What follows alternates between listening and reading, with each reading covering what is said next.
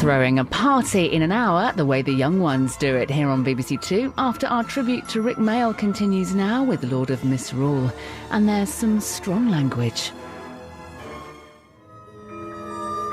Of all the people who ever lived, only one can say, I am Rick Mayall, creator of the young ones, a pan-global phenomenon, loved by millions.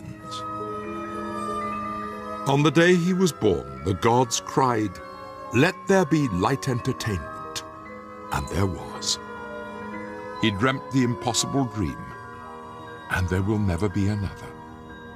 With Rick's death, I think people remembered just how golden he was in his youth. He was a golden youth. He was very beautiful, an extremely handsome man. What is it?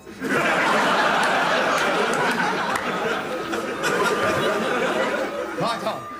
He did more wonderful stuff than most, and when it was wonderful, it was very, very wonderful.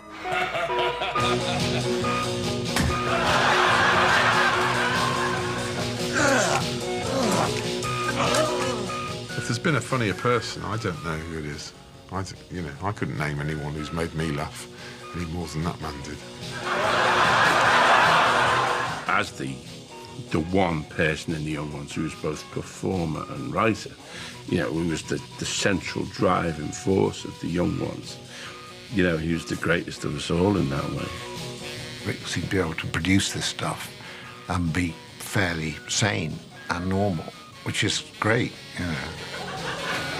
Hello, everybody, action! When you're Rick Mayall, why would you worry about being funny? He didn't have to worry about anything. He was Rick. He just had to be Rick, and that was that.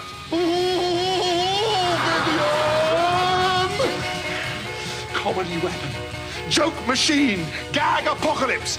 I pick my nose, women get pregnant. If he was a mathematician, you'd go genius. If he was Einstein, he'd get a Nobel Prize. That's how brilliant his brain was.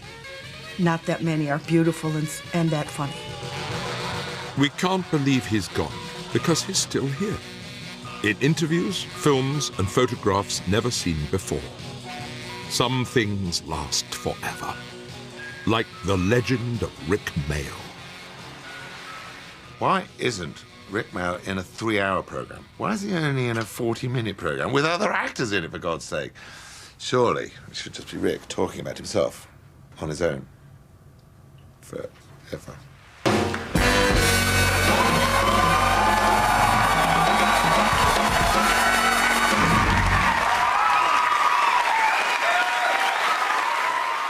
Rick, from the first second I met him, I knew that I was in the presence of a great and extraordinary comic spirit. I can remember absolutely the moment I first laid eyes on him. It was at a Freshers' Entertainment. I was a first year. He and Aid were third years at Manchester University, and he just said, "Hi, I'm Rick Mayall."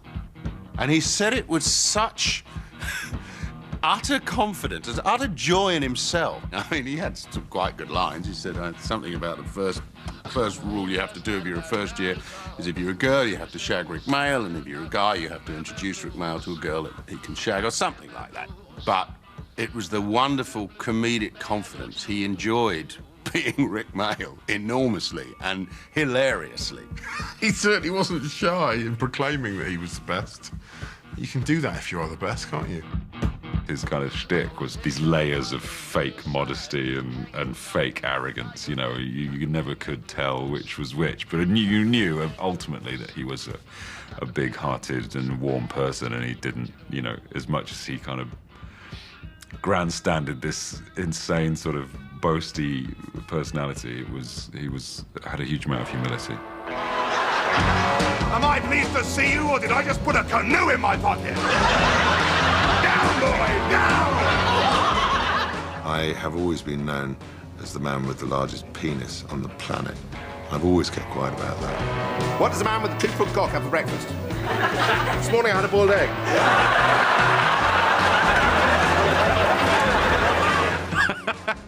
Oh, Rick's penis. Good times. It wasn't 2 foot. He claims it was. It wasn't. But in Rick's world, it is that big. And in Rick's world, anything goes. No, he did have the biggest knob in show business. Rick Mayall was born on the 7th of March, 1958.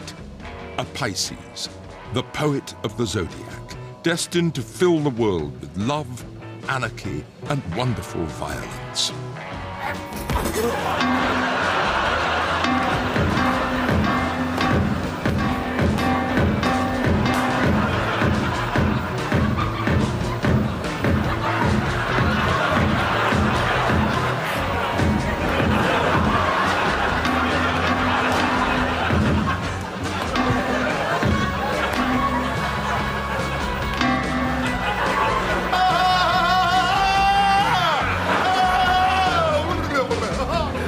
When comedy is at its purest, at its most sublime, is when it comes out of nothing. It's not a clever line, it's not some observation, and that's what was really sublime about Rick. That he could make you laugh, just, you know, with saying nothing. What? What is it? What's going on? It's the first time it felt like these characters are for me to laugh at. I'm not having to struggle to work out why he's funny. He just is funny. You know, my grandparents disapproved of him, which was perfect. You know, it was like, brilliant, I'm glad you don't like him, because he's not for you. Yeah. Rick Mayall's words were his weapons, and he was armed to the teeth. He was young, he was angry, he was the voice of a generation. My name's Vic, okay? And, I've got a couple of, it's probably a pretty waste of time.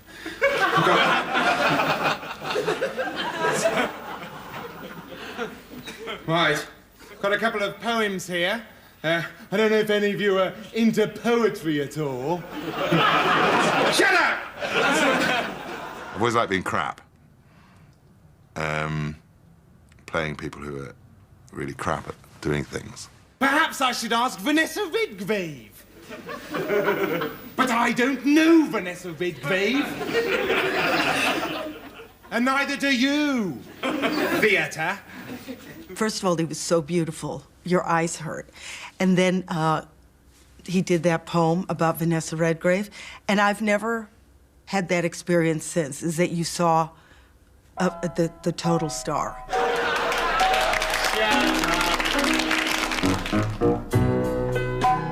The Mayall family was Rick and his brother and two sisters. His parents were teachers of drama. Rick's dad was a very funny guy and, you know, used to, you know, they do bits of amateur drama and everything, but he would, you know, do, you know, you'd suddenly see him walking behind you on the pavement, you know, pretending to have a limp or, you know, making a silly face or something. And a lot of, you know, a lot of Rick came from that.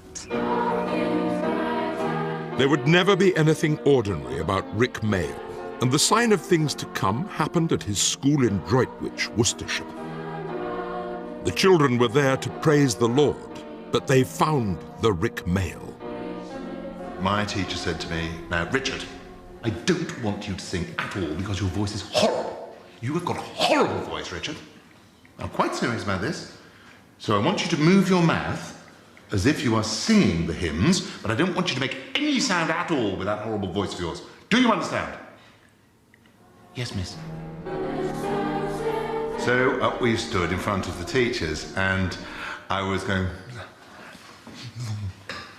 and pulling all sorts of faces, and I started getting laughs, which was fantastic. I was getting laughs off the audience during the hymns and pulling all sorts of grotesque faces and moving my mouth out of time with the music, and occasionally going home, big laughs, and I liked that a lot. So I thought, oh, I like this. I like these laughs. The young Rick lived for kicks. It was 1975, time to follow his star to the English north, to Manchester, to change his life forever. There's a load of us got in to Manchester University who were kind of sleazy naughty boys. And that's where I met Aid. He was a very sleazy naughty boy. And, oh, God, a couple of my mates from school, Mike Redfern, Mark Jewison. I met Lloyd Peters, who's an important person.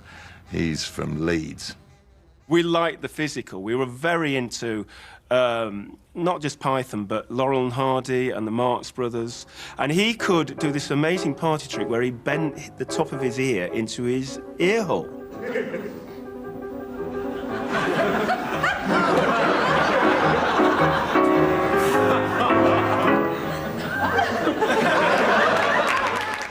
A very strange thing to be able to do, let's be honest. And it was kind of just sort of weirdly funny. There was quite a few talented young comedians doing something really different.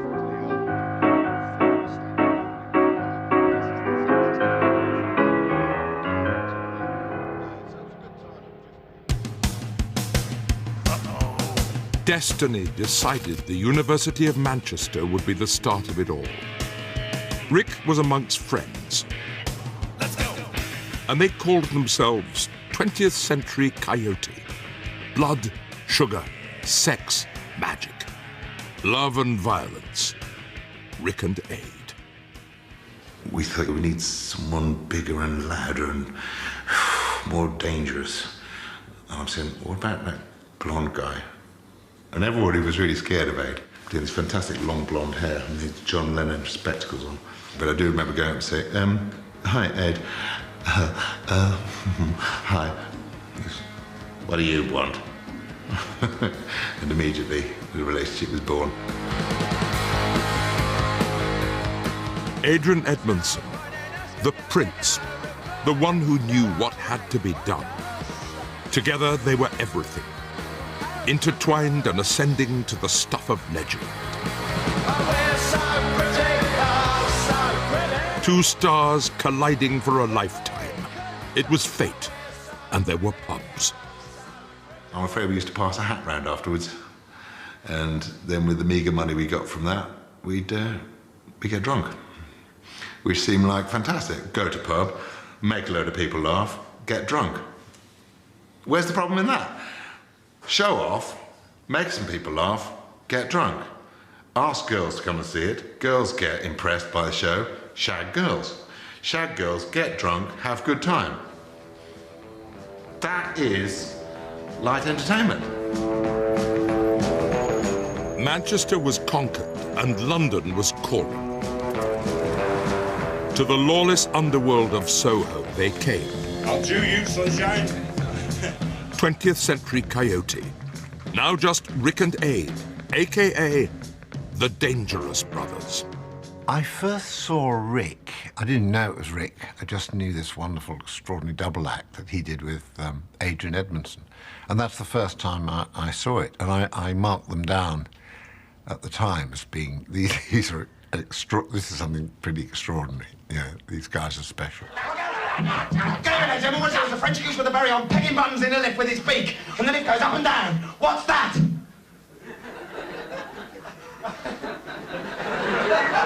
We've got him, we've got him. I got me! I got me! I'd never seen anybody that confident on stage, ever. It just seemed like this is where he lived.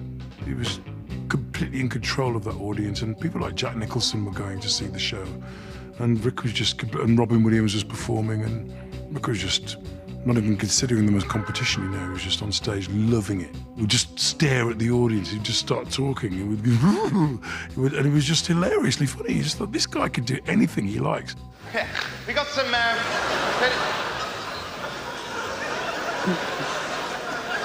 yeah, it's all a bit wacky here, isn't it? We're all a bit mad. We were up till midnight last night, eating biscuits, anything. We're crazy, we don't care. The first time I met him, I was going to the comic strip to perform and went into the dressing room, and Rick was sitting on the table with his back to the mirrors, with his legs crossed and his hair all spiky, and he said, "Hello, I'm Rick, and I'm a feminist." And he was so funny, both in his work and outside his work. He was hilarious, and there was that kind of glint of mischief and a bit of danger. I adored him. I thought he was wonderful. I can't get used to somebody that talented being that sweet. but he always was. At the high school hop last Saturday night, the moon was out, the stars were bright. I saw a girl with golden hair. I asked her to dance and she said yeah. We reeled and rocked and hopped and bopped and flipped and flopped, and then we stopped and then we started again and danced some more. I bought a Coke and we shared the straw. Dog, dog, dog, wop. Oh gosh, I'm so lonely. Oh gosh, won't you help me? Why did you take her life when she was to be my wife? You know, as I watched them perform, I thought that there was something I'd never seen before. Christ! Oh gosh, I'm so lonely. Oh gosh, won't you help me? Why did you take her life when she was to be my wife?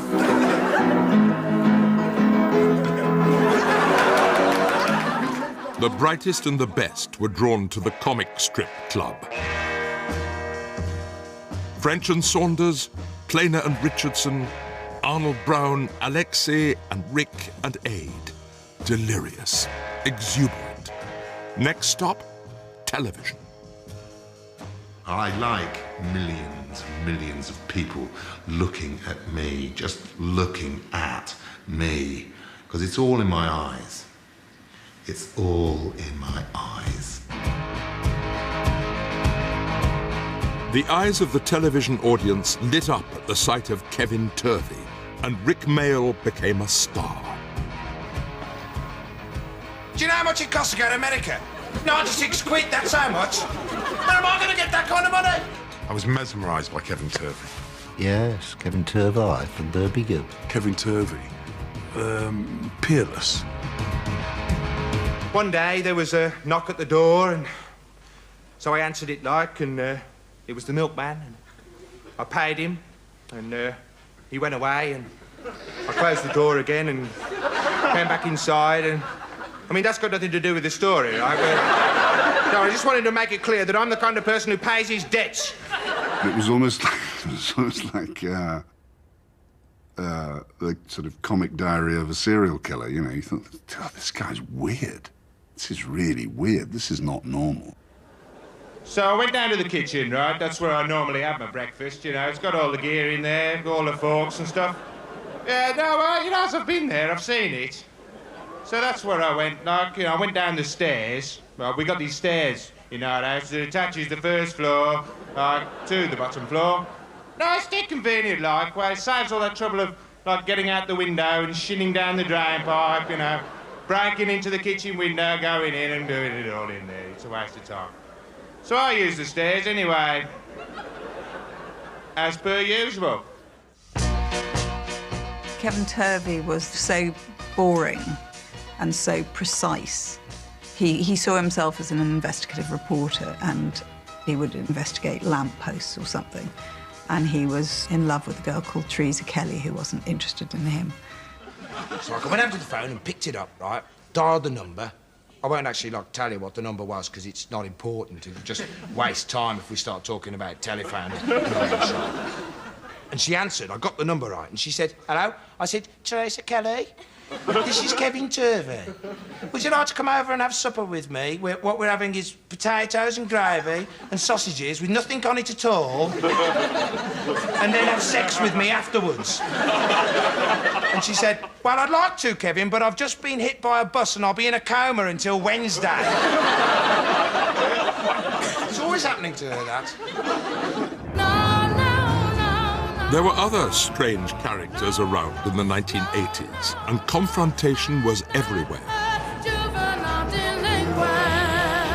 Britannia was ruled by fear, and the kids, punks, skins and rastas were on the street, and the cities burned.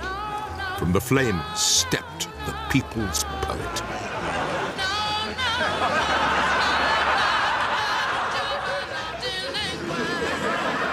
This is it! I've been waiting 2 hours for this! It's a revolution! It was a revolution in the head of Rick Mayall. A hippie and a poet in the same house. Inspired, explosive, beautiful.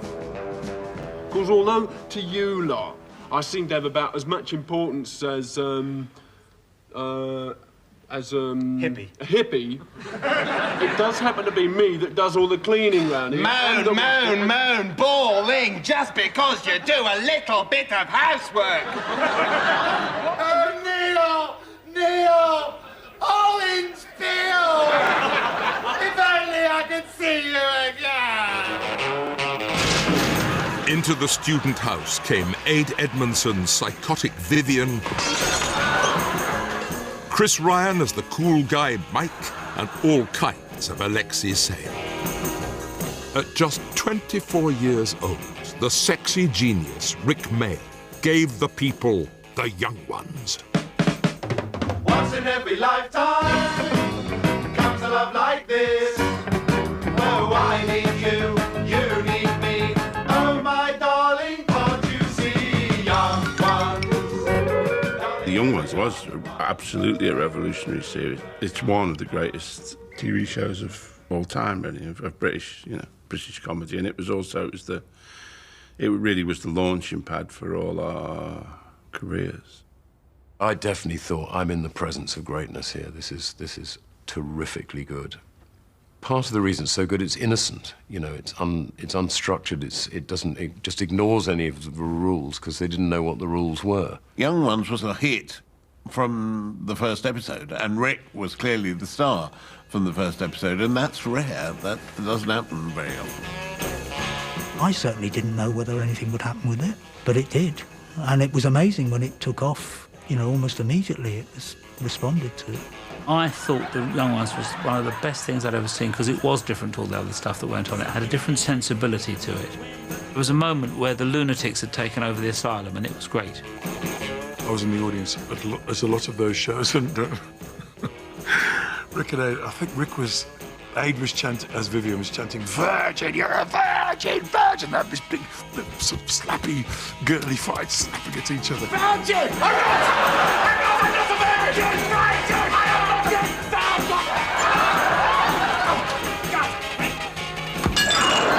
Then they went upstairs, and you could hear them shouting, and there's another scene carries on, and then the bed and the roof falls down.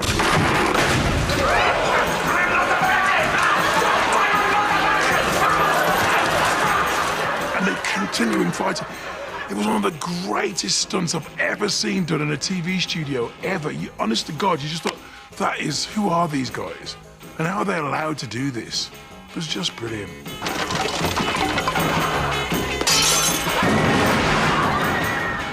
Nobody had done it like this. People tried to put them down. But the Young Ones were talking about their generation. This wasn't just comedy. This was comedy for the kids. Well, I'm going to tell Thatcher that we've got a bomb.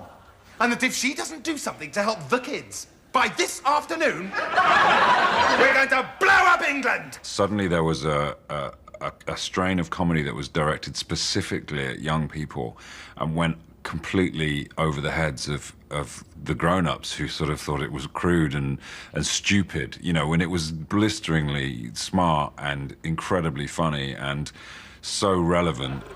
God, I'm bored. Might as well be listening to Genesis.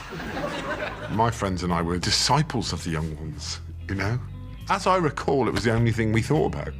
I just remember running into school so I could meet my stupid little gang of mates at the bottom of the stairs, and we could quote every line of the Young Ones. And we were all huge Madness fans as well, so when Madness were on, our little heads almost exploded. Do any of you lot know Summer Holiday by Cliff Richard? Yeah. You it. I'll smash your face in. I'll go sit over there. The Young Ones came along and Mum and Dad were going, "What the hell's this?" And he was going, "Get away, this is ours, this is for me, this is not for you." It was punk for comedy. I mean, even to the point of Aid Edmondson tearing down the Good Life literally on the screen. It was kind of like, it was such a statement. No! I'm not watching the bloody Good Life! Bloody! I hate it! It's so bloody nice! The Young Ones was sort of... I sort of, you know, doing with humour what the Sex Pistols were doing with music and all that, you know, saying the 80s are a dreadful time. You know, we've got all these problems with Thatcher and all that sort of thing. So it was quite sort of destroy and rebuild. Did you see that? Did you? They did start a revolution, but when you're doing that, you don't think you are. It's just that this was healthy. The success of the Young Ones was a huge thrill for everybody, I think, you know. And Rick in particular came out of it I think the most successful and loved comic in Britain at that time. Will you lend it to me if I promise to be your slave all day tomorrow? Yeah, that sounds like a good deal, yeah. Tough luck, Buster! I have my fingers crossed behind my back all along.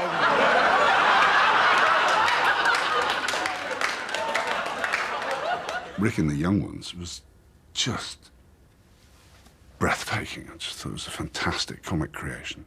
I'll probably be disfigured for life, Vivian, and you'll have to pay. Yeah, and then all be laughing.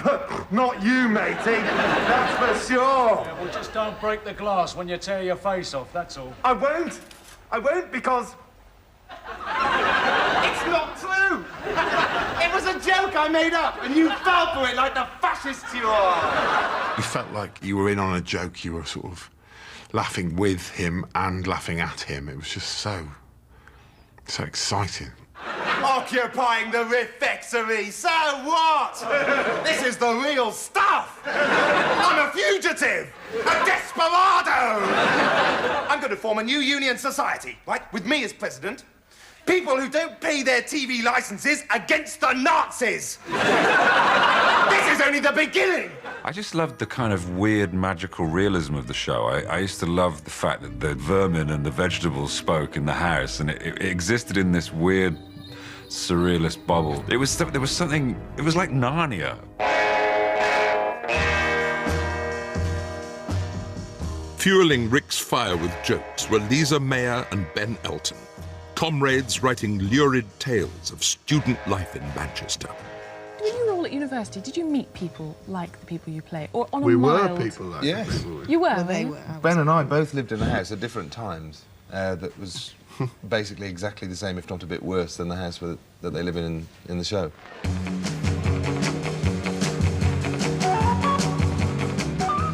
Inspired by their life in Manchester, Rick, Ben and Lisa had created a completely new flavour of comedy. And it was a portrait of student life a million miles away from Oxbridge. No dreaming spires, no footlights. It was scumbag college all day long. If you went to Oxbridge, you had a particular kind of sense of entitlement, you know, and obviously Rick and Ed and Nigel and the rest of the gang didn't have that, you know.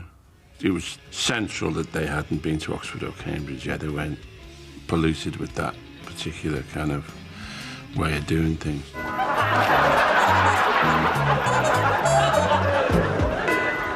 Hello and welcome to another edition of University Challenge. It felt more like it belonged to us than it was us watching some very, very clever people be very, very funny, which is what Python could often be, you know.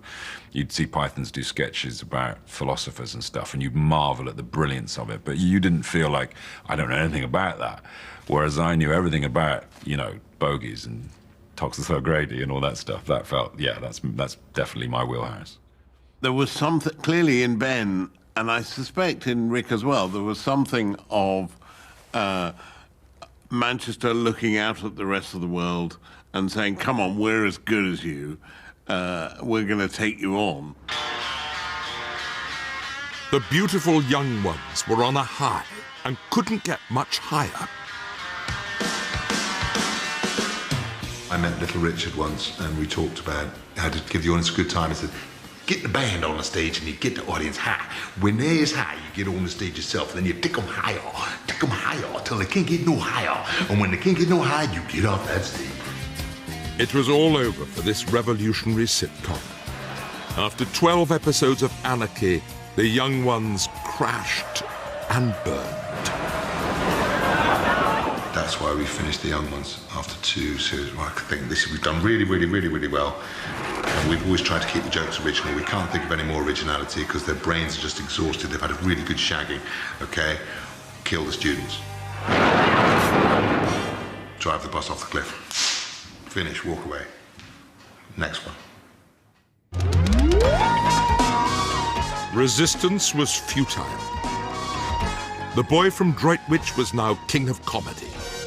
And before him lay the corrupt wasteland of showbiz in Filthy, Rich and Catflap. 2, 3, 4.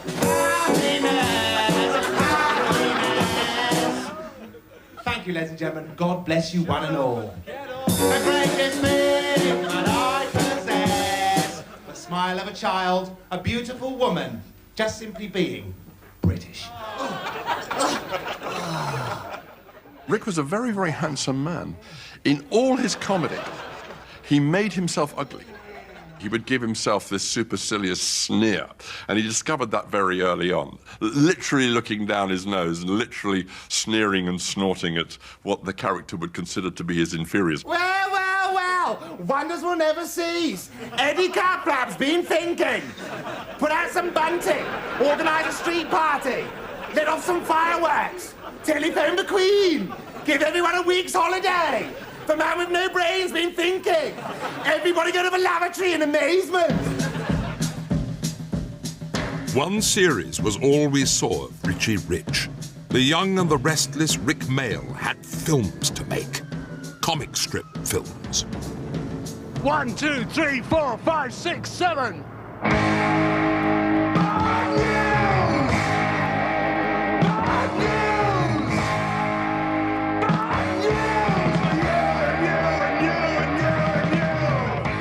One of the best comic strips, I think. Well, God, how many have there been? 30 or 40. But a very good one was Bad News. You have British heavy metal and British documentary making being ridiculed.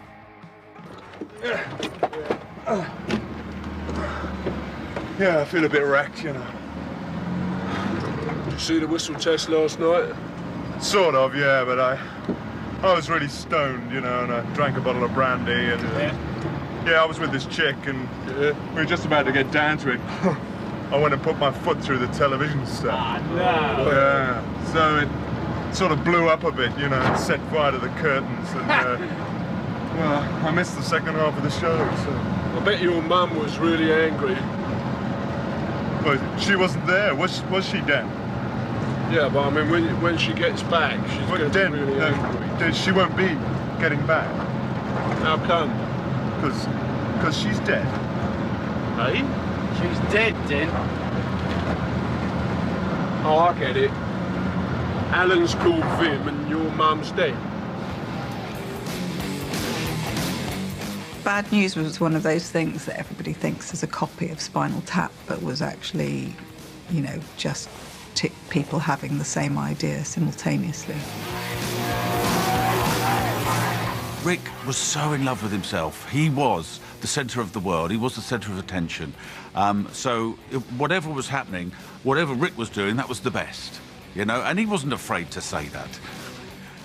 Those big eyes fix you with kind of, come on then, we're going to have fun, whether you like it or not. Just take me up a bit.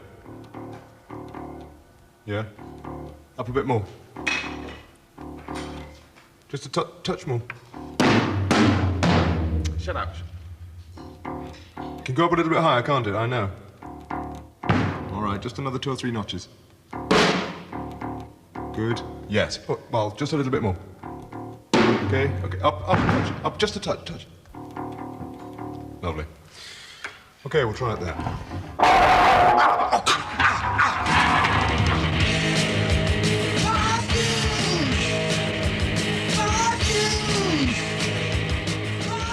The only good news for Bad News was the invite from the Tube, presented by Rick's friend and neighbour, Jules Holland.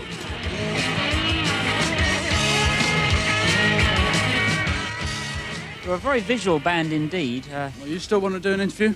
Yes, yes, please, yes, yes. Do you want... I think it's probably just me. Well, no, we can have all the band in.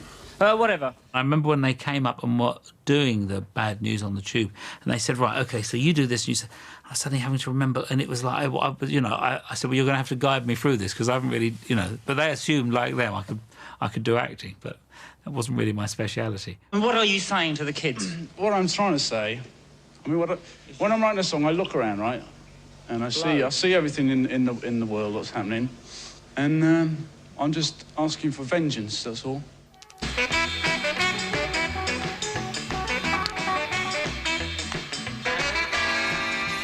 Mad on mescaline, Rick and the comic strip gang poured ideas onto a vast canvas from Dorset to Planet Sex. On the way, great minds met. In Mr. Jolly Lives Next Door, in the same time and the same place, Rick Mayall and Peter Cook. Can I borrow some fairy liquid? What? Again? Shut up, Shelley. Of course you can, Ralphie. Ooh, you're right, Ralph, if you cut yourself shaving. I'll bring it back. The films journeyed to the outer limits of Spain for the guns and poses of the spaghetti western incident.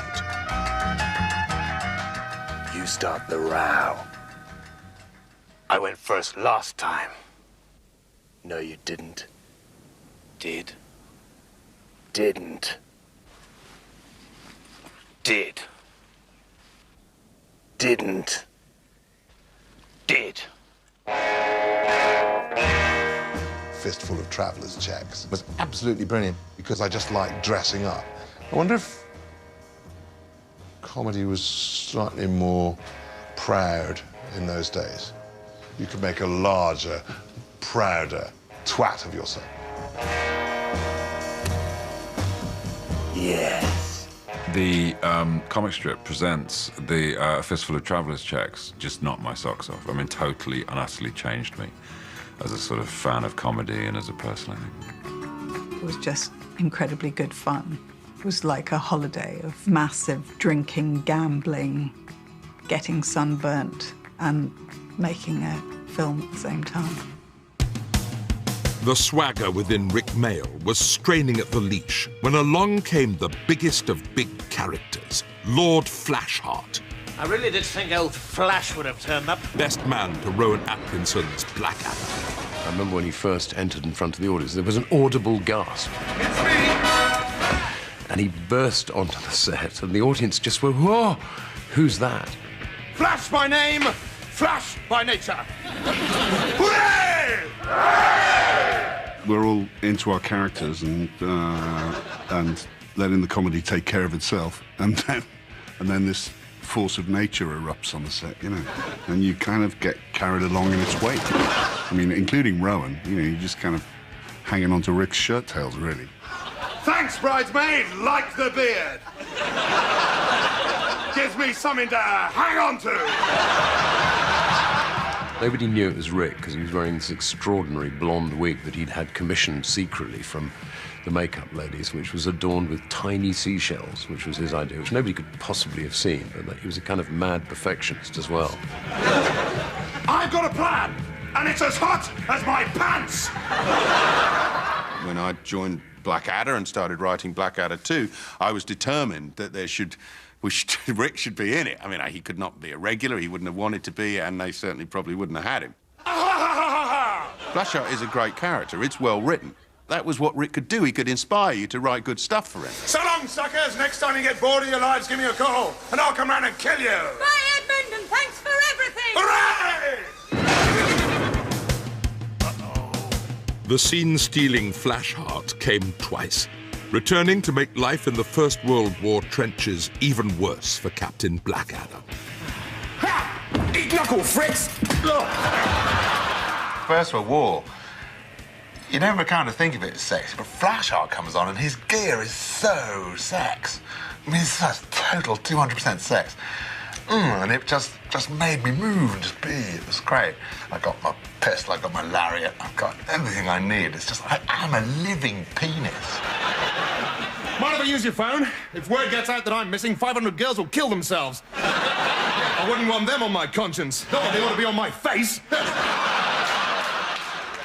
He pretty much stole everything he was ever in. Flash is not dead. I simply ran out of juice. Yeah, and before all the girls start saying, oh, what's the point living anymore, I'm talking about petrol. Woof, woof! He made no secret of it. He'd walk in and say, right, I'm going to steal it, you know, and then he would. And I think nobody ever minded because Rick's greatness was so unique to him that even if he did steal something, in a way, he didn't detract from anybody else because he was like this firework in the middle of it. Rowan was sort of blown out of the water by Rick. You know, it's like he's playing...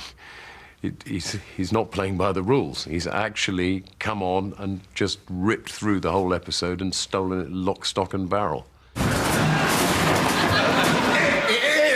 It's me! Hooray!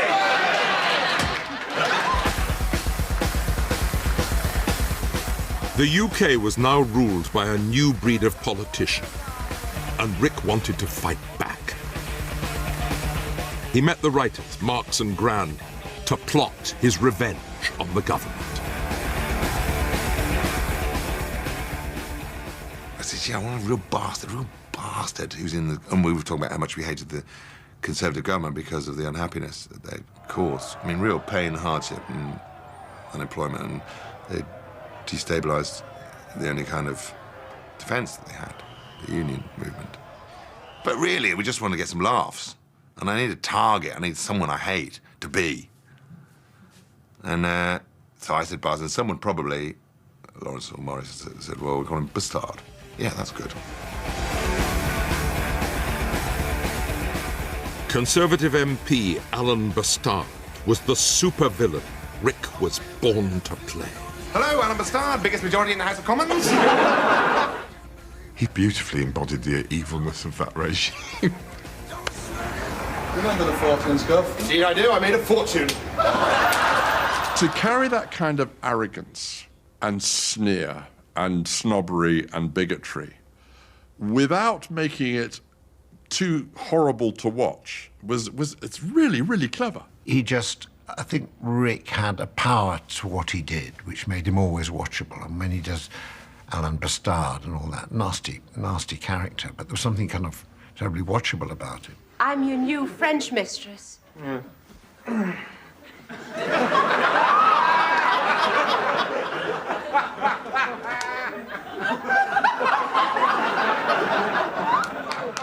Sex, violence, cash, and more sex. It's very sexy, that show, very sort of... I mean, it's quite a horny show. I told you what would happen if you failed your French oral again. What?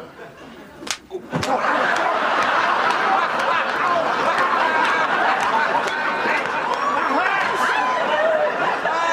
supposed to hurt. You wicked boy. Stupid trollop! I'm not a masochist, I'm a sadist. I pay to be here. Fizzing with energy, that performance. Even though he's playing a Tory cabinet minister, I mean. Tory cabinet minister and fizzing with energy don't normally sit together in a sentence, do they? And so to the USA to wreak havoc with the big movie, with Drop Dead Fred. Some Americans presented me with a script about Drop Dead Fred, who's an imaginary friend, which in 1990 I went over to make in America. He's a good New York writers, and it's a huge success. Hello, snobbies! Yeah! What happened to you? Look at you! You're all older. You're even uglier. Ah! I'm sorry, I'm going to have to be sick all over you immediately. Lie down. After all his adventures, Rick now returned to his other half, Ade Edmondson. They were about to hit the sweet spot. The only way was up, bottom. The Young Ones was your teens. Then the So Filthy was about your 20s. Let's say that Bottom was about your 30s, where there's just youth is just like shit now. Like life is fucking nothing. When Rick and Ade invented these two absurd, endlessly bickering characters living this half-submerged life, in a sort of sleazy world of nothingness. It was Rick and Aid at their best. Okay. Let's sort this out. Are we good friends, Eddie? We've known each other for a long time. We can talk. And there is something I have been meaning to say to you for the last 25 years. Oh, what's that? I hate you! I hate you! I hate you! Go away and crawl away and die in a ditch somewhere, you bastard! Bottom was fantastic. It was two people that shouldn't be together but are, that just constantly going at each other.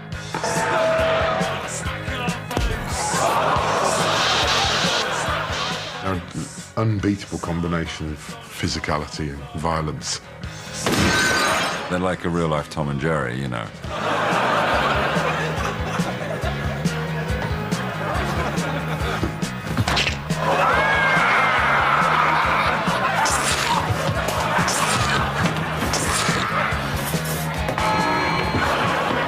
Aid and Rick really spent a lot of time working out exactly where the camera should be so that it really looks like you've hit somebody properly with a freight, but it takes a lot to do.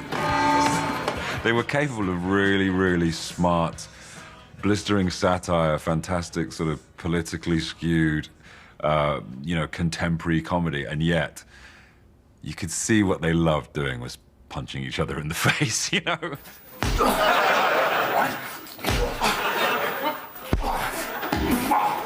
Yes, it was crass, and yes, it was stupid. It was really stupid, but it wasn't half funny. I mean, I'm laughing now remembering it, but him and Abe were, it was priceless, you know. No one did crude comedy so poetically, I don't think.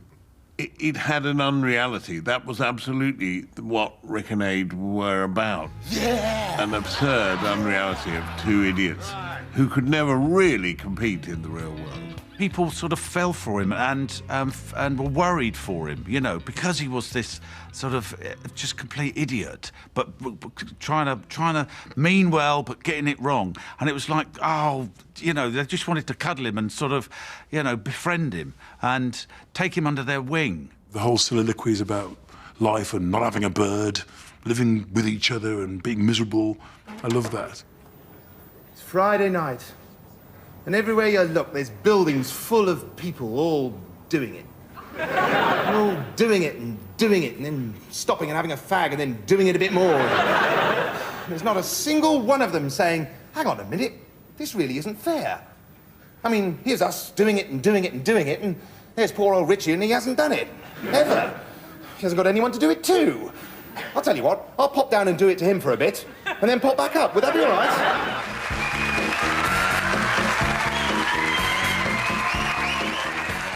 Bottom was the Rick and Aid masterpiece.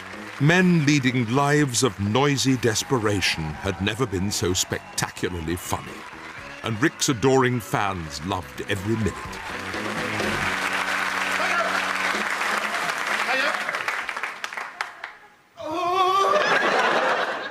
I mean, as soon as he comes up, I mean, Rick, you know, immediate rapport with the audience. Immediate. That's who he's relating to, really. He was a big show-off. You know, he loved performing. He loved showing off. He didn't really mind people looking at him. You know, he'd go, "Yes, it's me." Rick's public loved him, adored him, even in a way that few comedians get that kind of love. You respect Cleese mightily, or Peter Cook, but whether people loved them as if they knew them, I think is not quite the same as what Rick had. There's something that came through the persona which made a direct connection with people, which is very unusual. In 1998, in the fields around his home in Devon, Rick Mayall had an accident which changed his life. The comedian Rick Mayall is in hospital with serious head injuries after an accident at his country home in Devon. He fell while riding a four-wheel motorbike and was taken by air ambulance to hospital in Plymouth. Doctors say his condition is stable. I was technically dead for 5 days. What's fantastic about that is that it happened on what my kids call Crap Thursday, because it was the day before Good Friday, Easter '98, and I died that Thursday, and then I came back on the Monday, which is the day after Easter Day. Lord knows I'm a modest man, but I beat Jesus by 2 days. The accident seemed to have stripped him back down to his essence, really, of this very sweet, slightly vulnerable, rather kind, gentle man, really. Rick and Aid resumed their partnership with the mayhem of Guest House Paradiso. We were wondering if you had any rooms. Yes, we'd like 2 rooms adjoining. Yes, with a sea view, please. Gosh, you're quite forthright, aren't you? In your demands. My word, Eddie, important people here. Well, first things first. You got any valuables that you'd like me to put in the safe? Working with Rick was, you know, I was starstruck, you know, and we'd sit and talk about the young ones. And Rick, he'd not long had his accident, and he was a self-confessed scatterbrain, so I would know more about the show and remember more about it than he did. But it was so fun to be around him and see how he interacted with the crew. You know, everyone seemed to love him, and he was quite openly insecure about stuff, you know, like he'd do a take, and if the crew didn't giggle, he'd want to know why, you know. And it was like, well, because they're being professional, Rick. Do you know what I mean? They're trying not to ruin the take by snorting over the sound. Rick Mayall's return to television in Jonathan Creek was another triumph. Morella Carney had already departed this world by 12 noon yesterday, a good 4 hours before she shot herself. And if you can come up with a better trick than that, Mr. Creek, I'd like to see it sometime. There would be countless more television series and films. We always got Maximum Rick, and the Bottom Tours brought the house down every night in every city across the United Kingdom of Rick Mayall.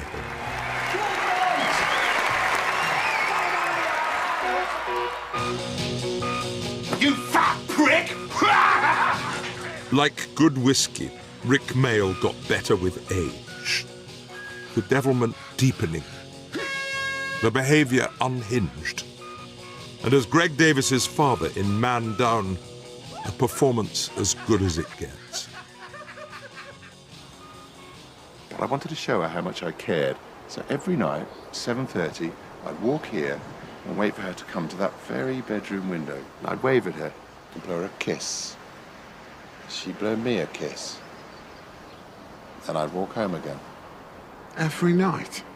Every night. 18 months and 11 days. That is one of the most romantic stories I've ever heard. Well, anyway, all's well that ends well. Eventually, I fucked her against that wall. What? Yeah, that very wall. Certainly since my late 20s, people have been telling me that I look like him. And so when I knew I had a sitcom, he was the fantasy casting to play my dad. All right, thank you, goodbye. Right here. Like this.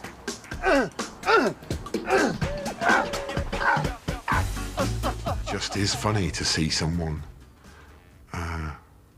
shagging a wall. If it's done properly, it just is. Him as a performer, he held nothing back. He threw caution to the wind. He threw himself over a car in a bear suit.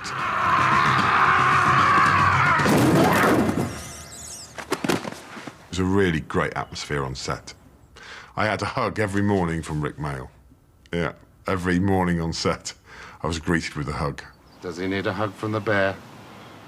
Come and have a hug from the bear. No! He put his arms around me and he whispered, "Comrade," in my ear. And I thought, yeah, I won't be forgetting this moment in a hurry.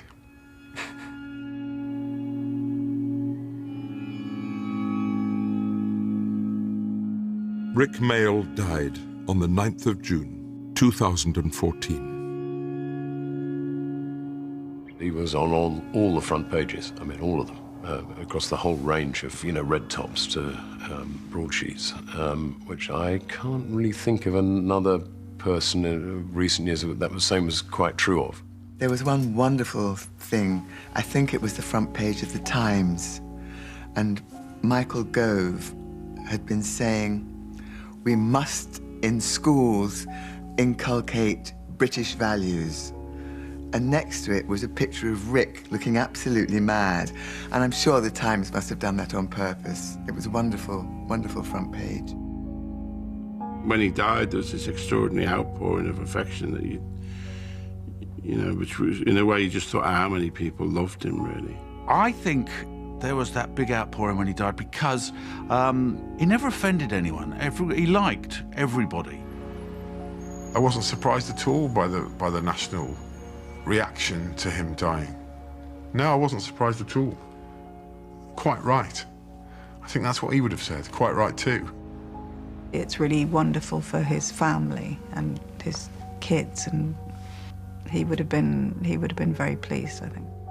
What's great is that his children will be able to look at what was said, and it's all true, about how very special their father was, not just to them, but to the world. Rick, the student from Scumbag College, failed his degree. But 20 years later, Rick Mayall, the man, was awarded an honorary doctorate by the University of Exeter. Older, wiser, Dr. Rick Mayall knew the secret of life. Let me give you youngsters a present. 5 mantras to carry with you through your lives. These are mine. Number 1, all men are equal. Therefore, no one can ever be your genuine superior. Number 2, your future is as bright as you make it.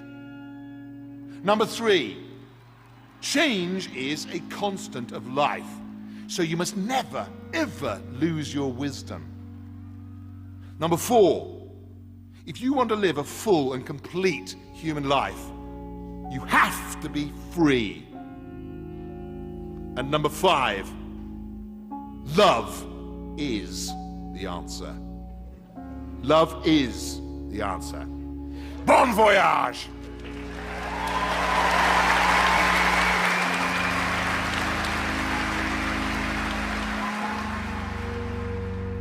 He was unique. People like Rick don't come along very often. Blimey, 56, you know. That's too young. Yeah. It does seem impossible that that amount of energy can be extinguished, you know. It's where you find yourself, you know, wishing you were a Buddhist or something, and think, well, it must go somewhere else then. It must go into somebody else, you know. That moment somebody's been born with Rick's energy and talent, that'd be something. The last time I saw him properly was at a birthday party, and he was just very funny and very charming. He wanted to work, he was pitching ideas, you know. He wanted to do an interracial cop buddy movie where everybody thought we were gay. He loved the business, he loved that everyone else was doing it, he loved the fact that, you know, it was a means of making money. It was just like, he was in this sort of complete heaven where he could express himself so faultlessly and so naturally and just be very, very successful at it. It was just like, every day was a joy when he woke up. It was amazing. His incredible generosity of spirit, love of his friends, and endless optimism was with him all his life. And I miss him very, very much. Once in every lifetime comes a love like this. I need you, you need me. Oh, my darling, can't you see? Young ones, darling, we're the young ones. The young ones shouldn't be afraid to live, love.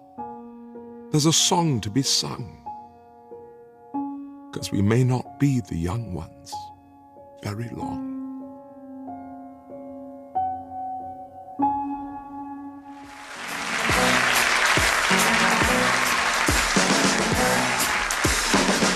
You're looking for trouble? You've come come to the right place. If you're looking for trouble, just look right in my face. I was born standing up and talking back. My daddy was a piece of railroad track because I'm evil. My middle name is Misery. Yes, I am evil. So don't you mess around with me. I don't wipe my bottom when I go to the loo. I'm rude to policemen, and I pick my nose too. There's no stopping me. I'm bloody mad. I smoke marijuana.